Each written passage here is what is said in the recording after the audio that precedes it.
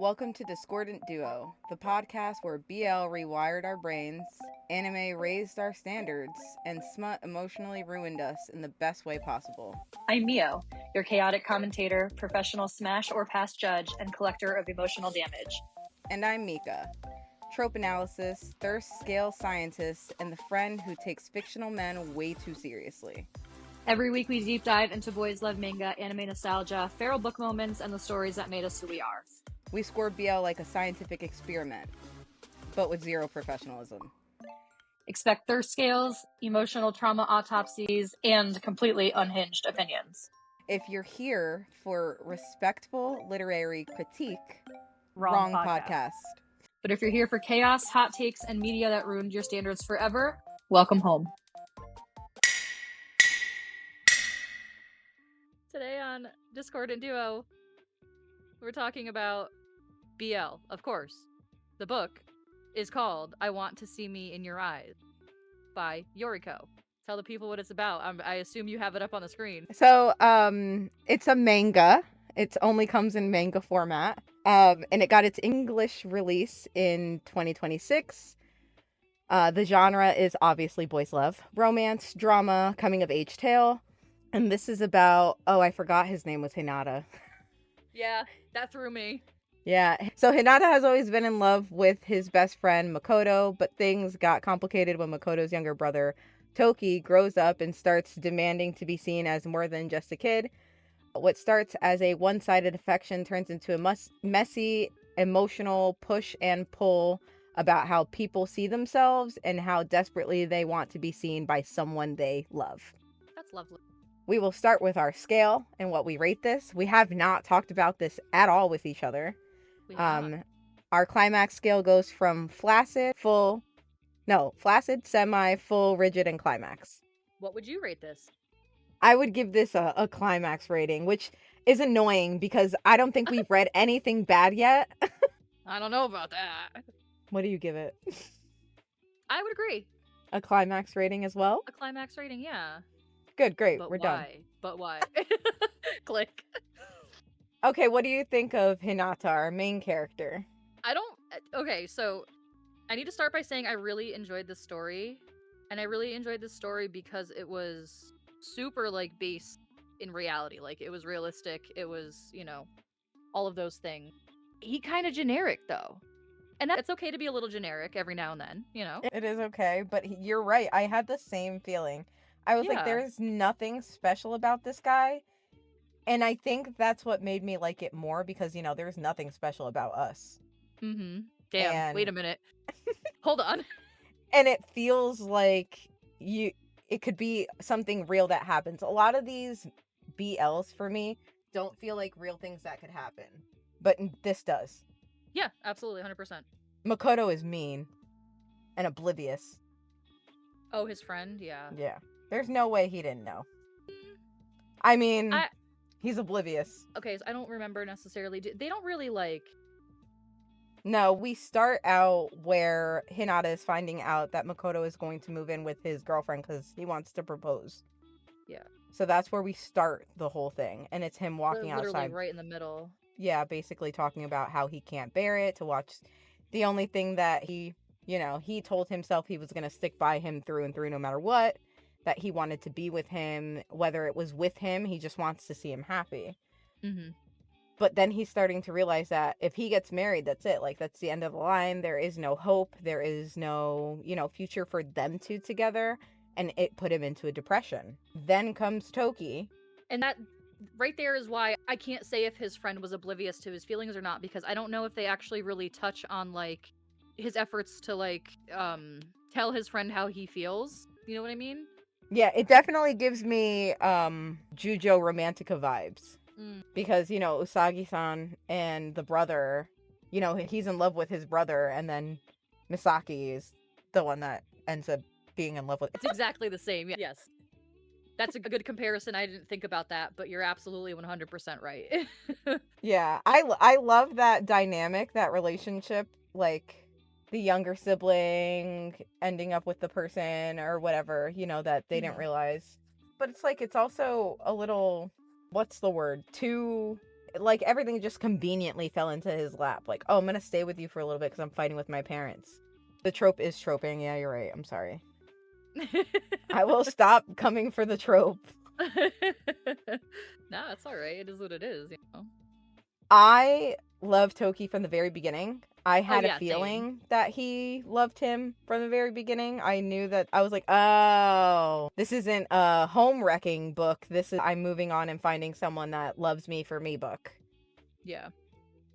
And I'm a sucker for those books. I am a sucker for any Dan to Dance, the same thing, where it's like be yourself. That Dress Up Darling is exactly like that too. Be your like find someone that's gonna love you for you, not someone that wants you to change for them. Mm-hmm.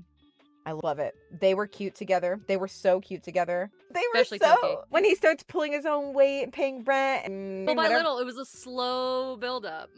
doing that, the little cooking that he knows how to do. Yeah, the housewife. Which is funny because he is the seme, not the uke. Oh yeah. Yep. But because he's younger, Yeah. I love Funny. it. I thought it was good. I thought it was really good. First impressions for them is, I think they were, I had a little issue with the drawing. Because it's like the overly, how do I put it? I don't know how to explain it. Like they're overly feminine features. Especially Hinata, yeah. Yeah, Hinata is very feminine. Yeah.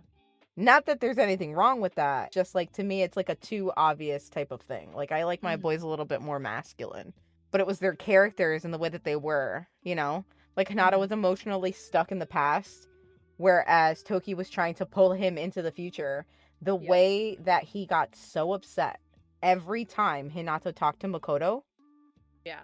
Ugh. And so cute. Not Makoto's wife, girlfriend, fiance, whatever she is at the time. I think his wife at the time. Seeing it instantaneously. Isn't your brother a little too close to Hina? Yeah, he really is. It's because she's a Fujoshi too. I know, right? Yeah, the characters felt really like natural with each other after a certain point, which I liked a lot. Ugh, when he told him he liked him and then just stopped showing up. When he kissed him without permission. Yeah. And then just stopped showing up. Oh. Yes. Broke my heart. I can't stand when they do that. I can't stand it. And then after Toki left and then Hinata was like realizing like how lonely he was and how much he liked being around Toki, like that whole bit there had me. Yeah, that's when he realized that he was over Makoto and he wasn't even thinking about him anymore. He was literally thinking about Toki. Yep. Like you set up your whole life with someone and then they just disappear and don't come. The fact that he didn't realize that he came and got his books, like he was so worried about him, didn't even realize the books were gone. He went to school. Like he's also young. I don't know how old he is, but. Oh, they said it, I think. But it's just one of those things, like you don't know you're so worried about the fact that this person is not here in front of you that you don't even realize the things that happen around you because you're just focused on this one person. Mm-hmm. And that's when Hina figured out that he was in love with him. And then when they told each other, when they did that little confessional. Yeah. My heart was singing. What was it singing? Hello! It was so excited. It was probably more like screeching. But oh my gosh, it was so good. There was so much buildup and so much tension. And like the outside characters too, like Makoto and his girl. Like, they played a little bit of a role, but nothing vital. It was more so just, like, their life at home. Yeah. We didn't see them out and about, rarely, unless they were together, you know, and those kinds of things. The character development was great. Mm-hmm. I wish Hina would have realized it a little bit sooner, but obviously the trope is troping, so I can't be mad about that. Yeah. But I do 100% think this was an excellent pick. Yeah, it was a lot better than I expected. I mean, you saw me in the bookstore when I saw it on the shelf. I ripped it off the shelf, dude. Yeah, I literally thought the whole thing was gonna come down. I'm not that strong. You'd be surprised. Yeah. Especially when I'm angry. So I didn't read it in a hard format.